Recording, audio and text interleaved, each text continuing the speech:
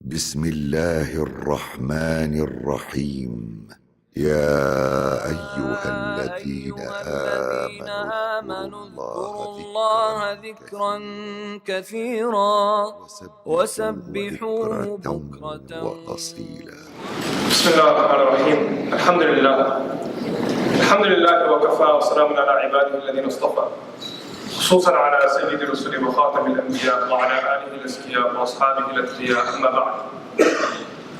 فأعوذ بالله من الشيطان الرجيم. بسم الله الرحمن الرحيم. ومن آياته أن خلق لكم من أنفسكم أزواجا لتسكنوا إليها وجعل بينكم مودة ورحمة. وقال تعالى: وعاشروهن بالمعروف فإن كرهتموهن فعسى أن تكرهوا شيئا ويجعل الله فيه خيرا كثيرا. صدق الله العظيم.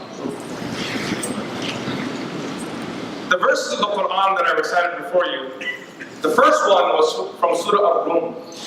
And in this verse, Allah subhanahu wa ta'ala says, وَمِنْ آيَاتِهِ أَنْ خَلَقَ لَكُم مِّنْ أَنفُسِكُمْ أَزْوَاجًا.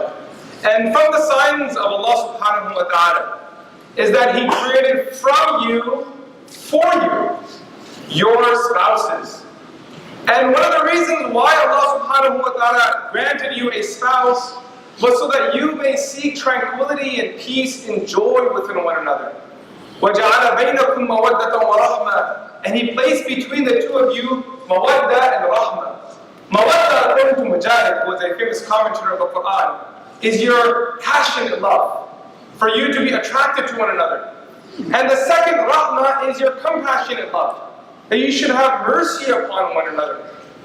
Unfortunately, we live in a time where people are losing the ability to love their own spouse.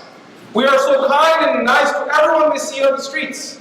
You know, a person that we meet at work, we're so kind, we open the door for them, and we smile at them. And we offer someone coffee at work, we smile and give it to them.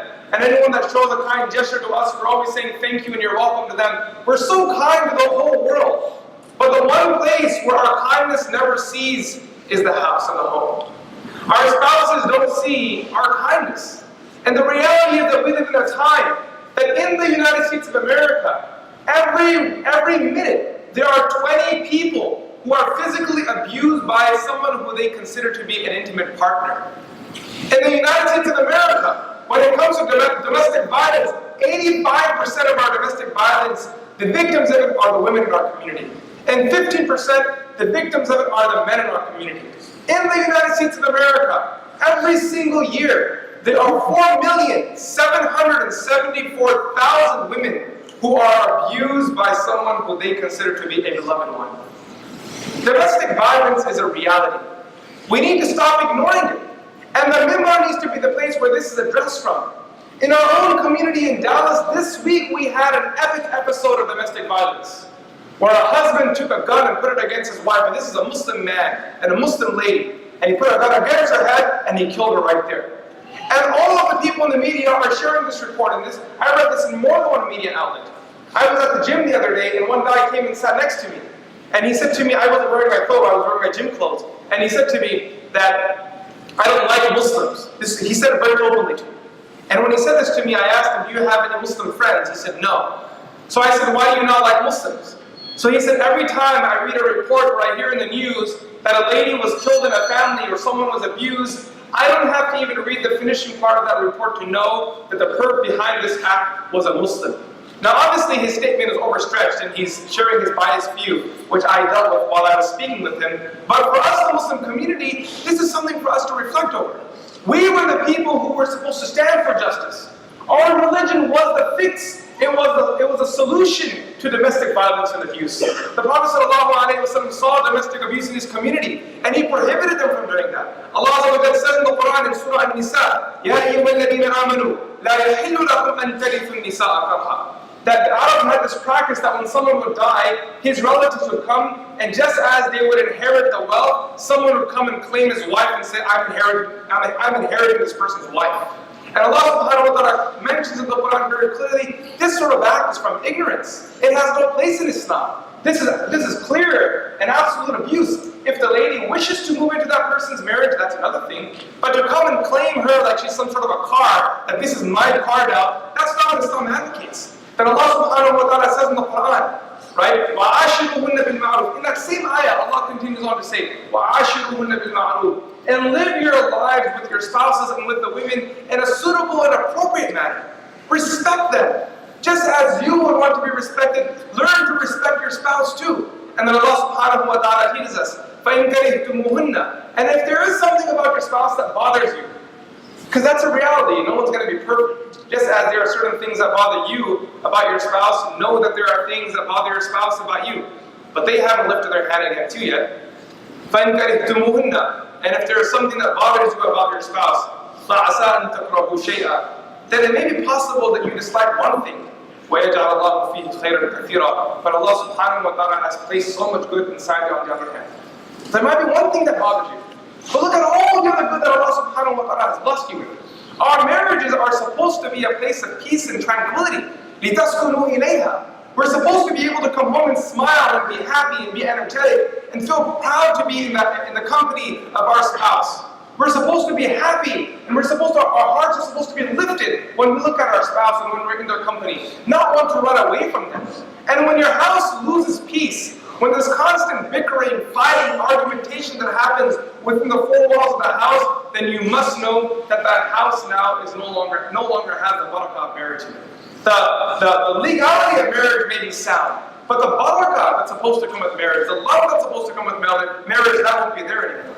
And when that's not there, then you're going to find frustration in the household.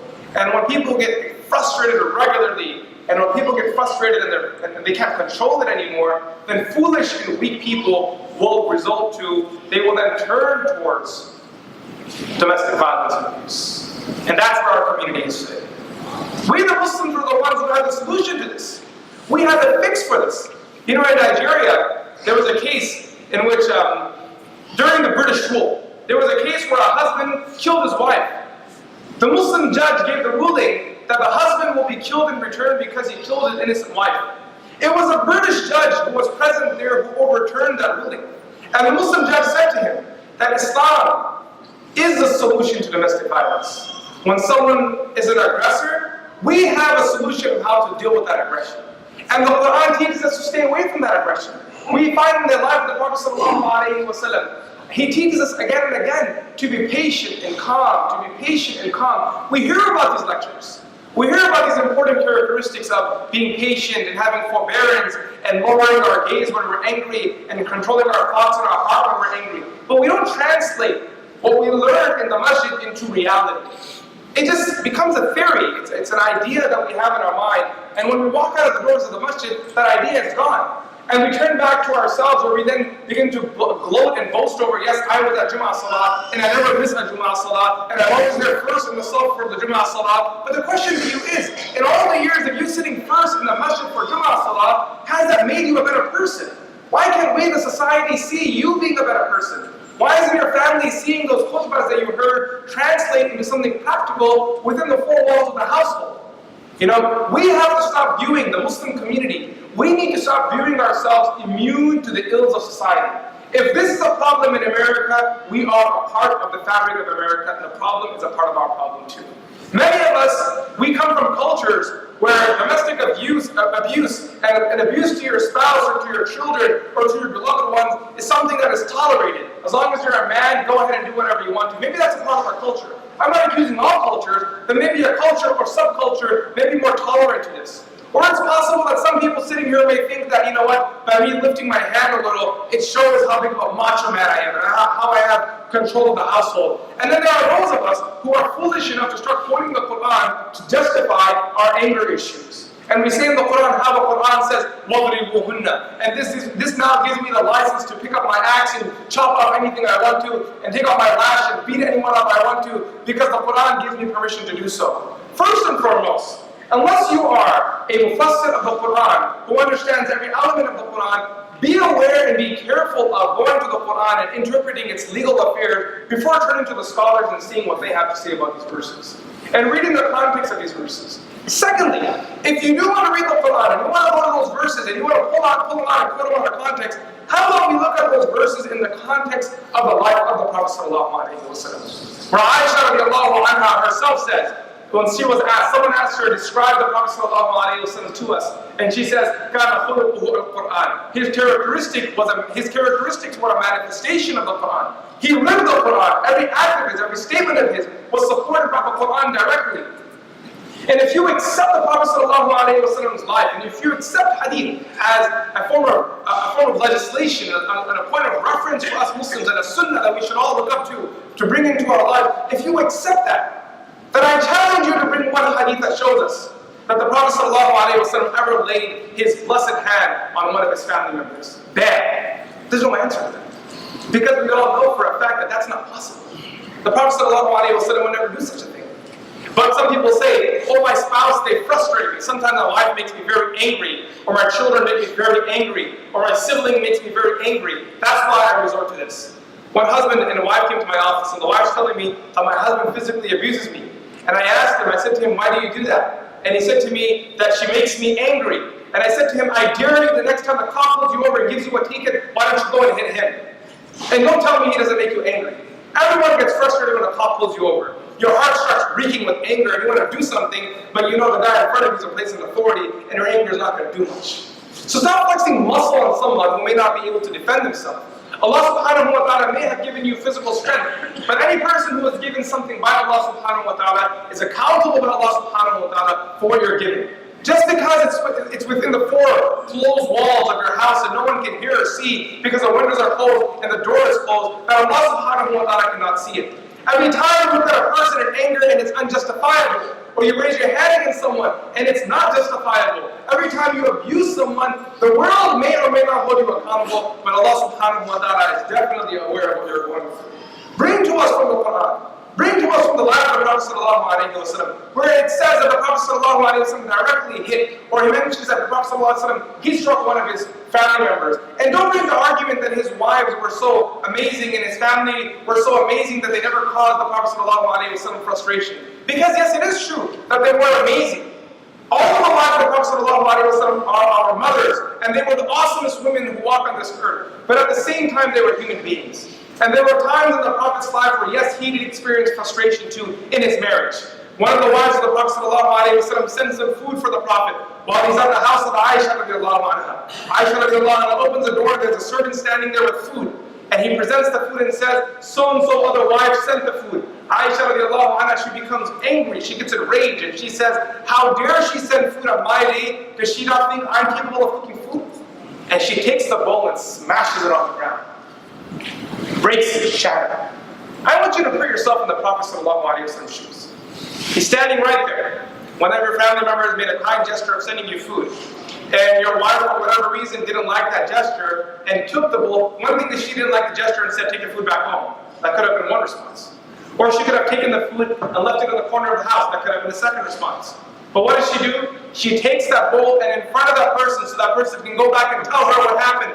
And in front of her, she takes the bowl, and in front of that person, she takes the bowl and smashes it on the ground. Would you not be enraged? Those of us who unfortunately, those people for our community who are avid members of the domestic violence group, they would take their hand and lift it to the skies at this point right now. This is where their anger would unleash. But you want to know what the Prophet ﷺ did? The Prophet ﷺ, he dismissed Aisha radiallahu anha, asked her to go inside. He picks up the bowl, cleans up the area himself. Then he gives a servant some money and says, buy a bowl on the way back home. You want to follow the Prophet ﷺ, do it properly. Follow what the Prophet ﷺ did. Learn to control your anger. Don't justify your anger problems and bring the religion in the middle of this. You know, people, the critics always talk about how the Prophet ﷺ had so many wives. How the Prophet ﷺ had 11 wives. Everyone gets a field day. They love talking about this. But the one thing that I don't understand is the people that claim, and they're very critical about the Prophet ﷺ having 11 wives or 10 wives at once after Khadija radiallahu anha passed away. I'm surprised they never mention even once. They never mention even once how kind the Prophet ﷺ was to those wives.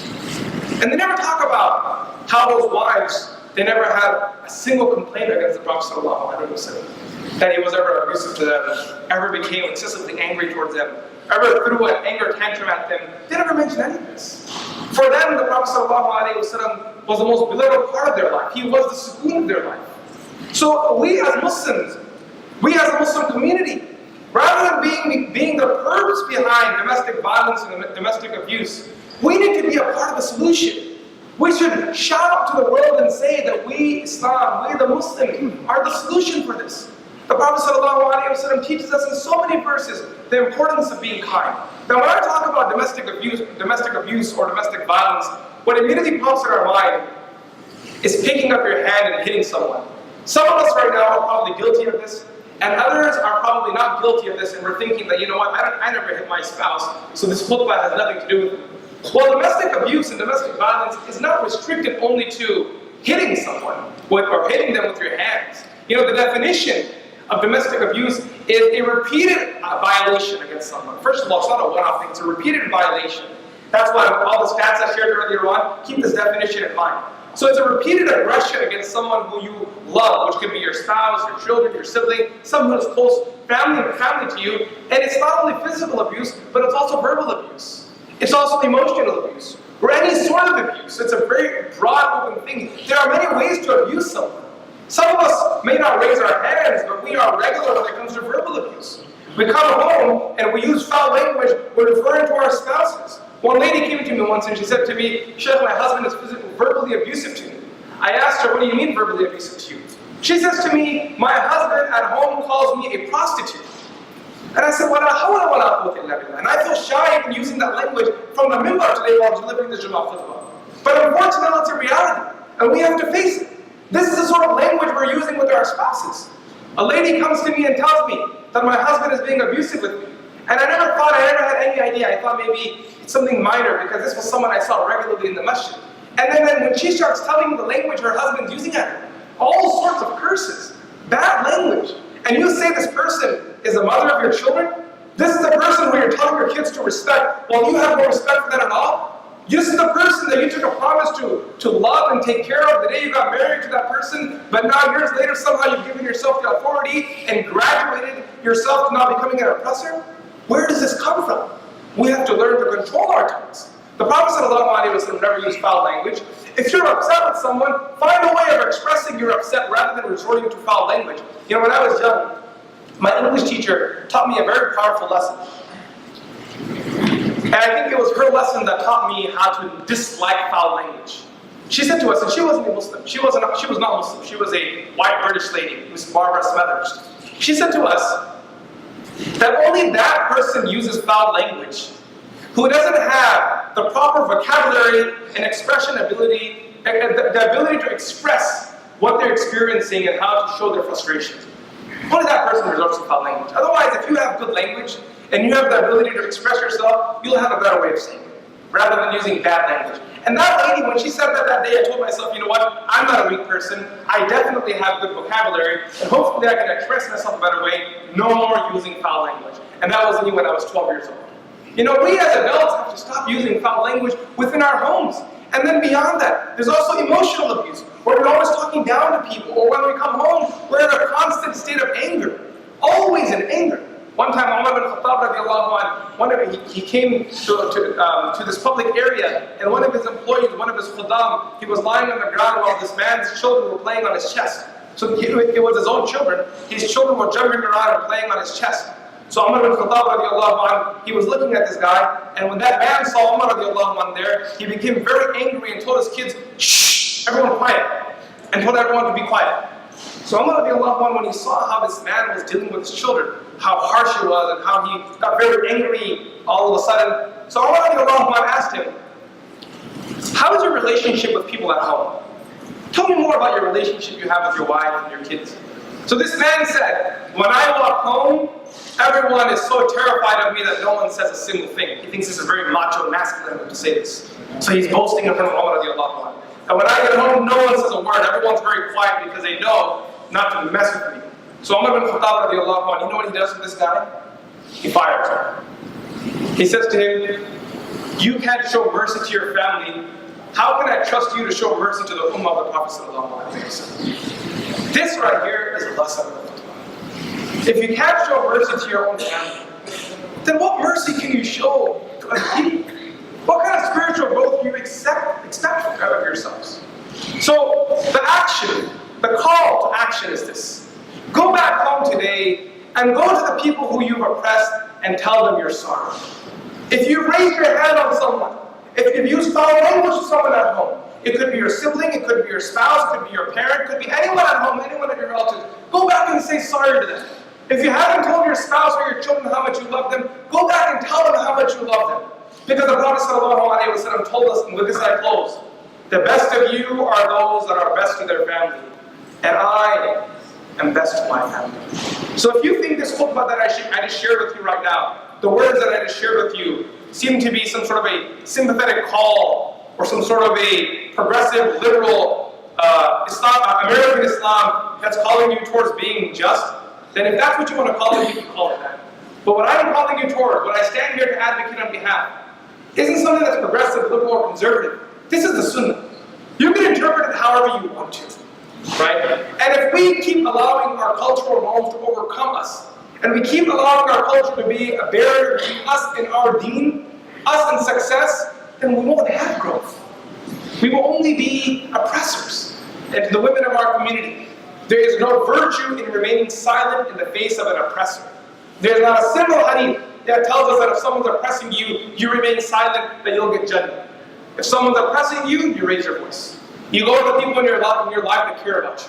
Go to the imam, go to the Masjid board members, go to your relatives and tell them that my husband is abusing me. Don't be shy about it. Because until an oppressor isn't brought to justice, the nature of oppression is that it only increases. It only increases. We pray that Allah subhanahu wa ta'ala brings justice in our community. Allah subhanahu wa ta'ala softens our hearts and allows us to be true followers of the Prophet sallallahu alaihi wasallam, and those who imitate the kindness and love and passion and forbearance of the Prophet sallallahu alaihi wasallam. Sallallahu alaihi wasallam.